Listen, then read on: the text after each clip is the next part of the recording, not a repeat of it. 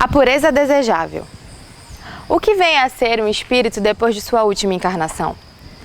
É a questão 170 de O Livro dos Espíritos.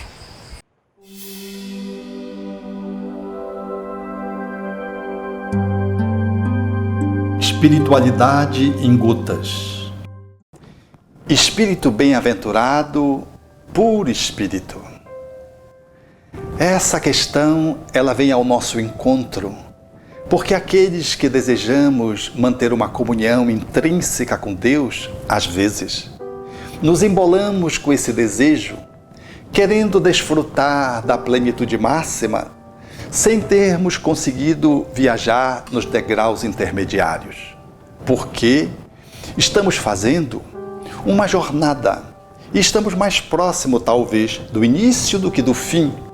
E se nos inquietamos com uma ansiedade tóxica para logo chegarmos ao topo, corremos o risco de entrar em processos neuróticos que se revelam em atitudes esquisitas, numa tentativa falsa de perfeição, num estereótipo de pureza.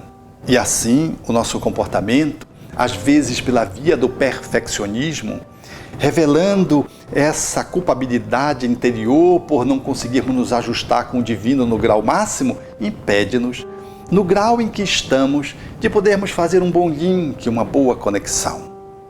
Ser espírito puro, completamente um bem-aventurado, é para onde aponta a nossa jornada. Mas o que devemos nos ocupar é com aqui e com agora, com a capacidade de nos tornarmos melhores a cada dia, com a pureza de novos gestos, de novas atitudes, procurando sermos humanos, compreendendo que ainda não somos anjos.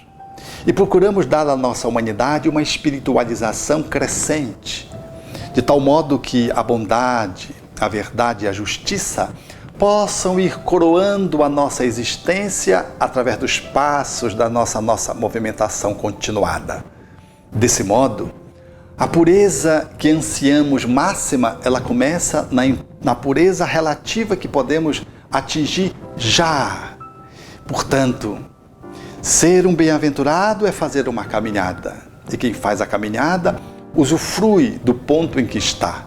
Se não estamos no topo, estamos no meio da montanha, olhamos para trás e degustamos formosamente com o olhar que já podemos fazer do muito que caminhamos, sem nenhuma acomodação, mas sem nenhuma ansiedade por chegar no topo.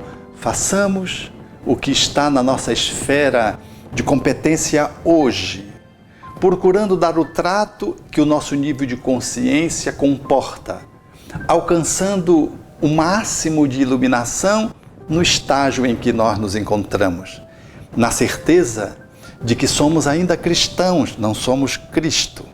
E cabe ao cristão, seguindo as pegadas do Mestre, fazer o máximo que precisa fazer, sem a expectativa de uma iluminação absoluta e de uma comunhão com o Criador máxima, mas com a certeza de que, em sendo cristão verdadeiro, é capaz de manter em sintonia com o divino no nível em que nos encontramos e podendo ser feliz, tanto quanto a situação de vida se nos comporta, e podendo, portanto, nos sentir dentro da vida como sendo um peregrino que caminha na luz, na direção da grande luz, iluminando-se a cada dia.